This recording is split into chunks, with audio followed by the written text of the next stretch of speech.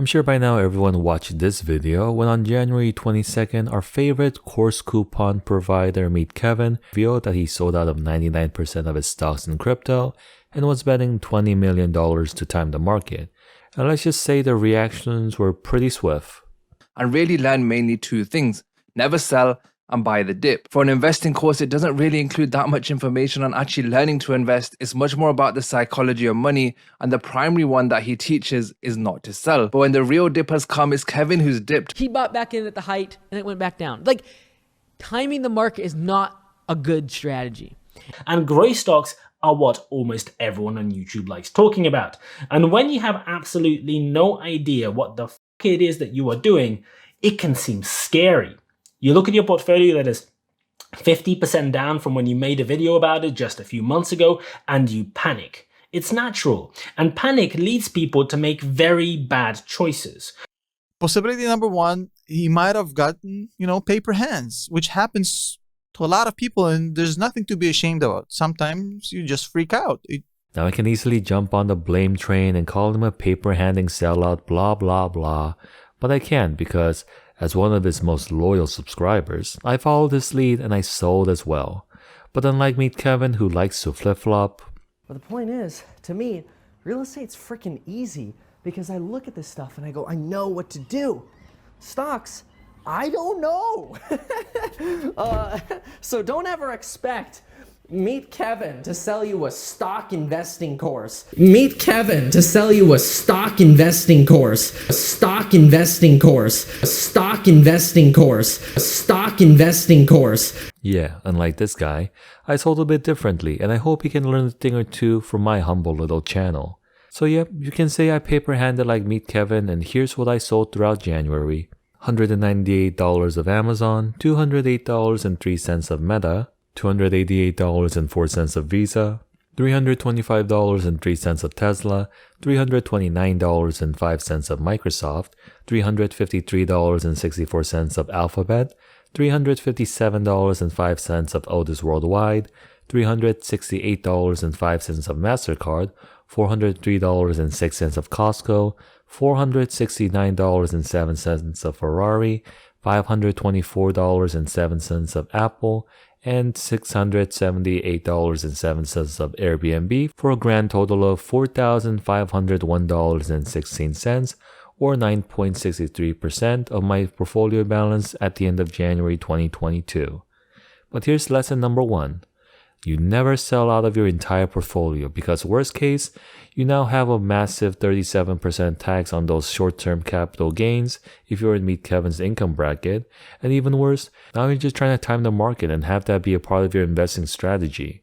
And sure, even though you say you time the market correctly all the time, And given the fact that I refinanced a crap load during 2020 to throw it all into the stock market, which obviously exploded my stock portfolio because I really took advantage of timing. People are like, oh, you can't time the market. I'm like, bullshit. I can time the market. I do it all the time. all it takes is just one miscalculation to miss out on some massive gains and lock in the losses. But I do understand Meet Kevin's emotional decision because in that very same video, you can see his stock and crypto total that combines to $31 million last November. And I'd be pretty anxious too if my portfolio dropped $11 million in 3 months. But here's where lesson number 2 comes in. Because when your portfolio or the overall market drops, you hold and you buy the dips. Like, I just don't get it. He has this annoying song. Buying the dip, buying the dip.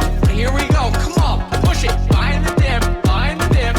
And he yells to buy the dip during every live stream. And people pay him hundreds of dollars for his Stocks and Psychology of Money, with of course the 41% coupon that expires in a couple of days linked below, where he tells people to buy the dip, but then he doesn't buy the dip and worse, just sells out completely.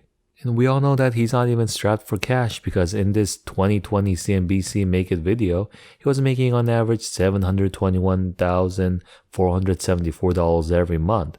And this number is even larger now because last December he revealed this on Graham's podcast. Like how Meet Kevin makes, it was like $2 million. No, it was like that 1 million a month, and it was one time I hit 1 million a month, right? Oh yeah.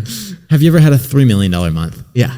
Oh my God! You know what sucks? You know what sucks? Are you kidding me? You know what sucks, Kevin? But no, forget the millions of dollars coming in every month. Instead of using that to take advantage of the market dropping, he turns it back on his students and subscribers and thinks he's going to be able to time the bottom perfectly that he says is coming in March.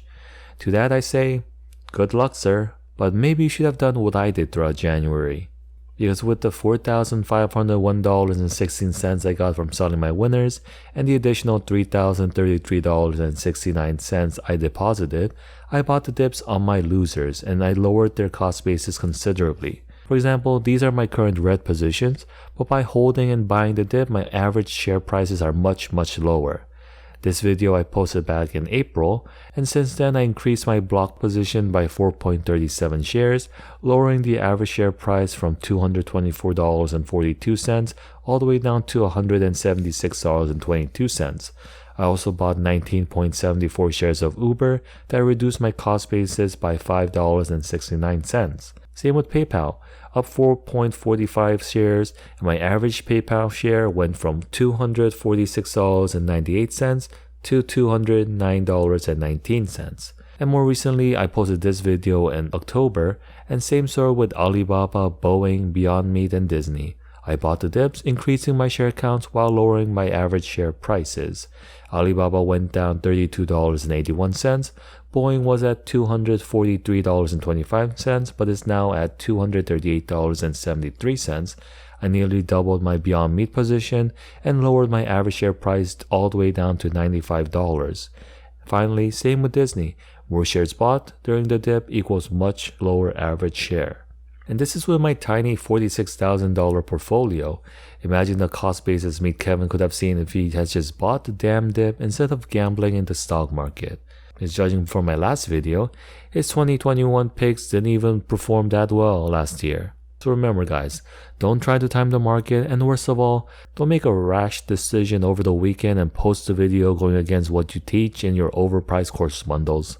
But enough about Meet Kevin, let's finish off the video with a January 2022 portfolio update.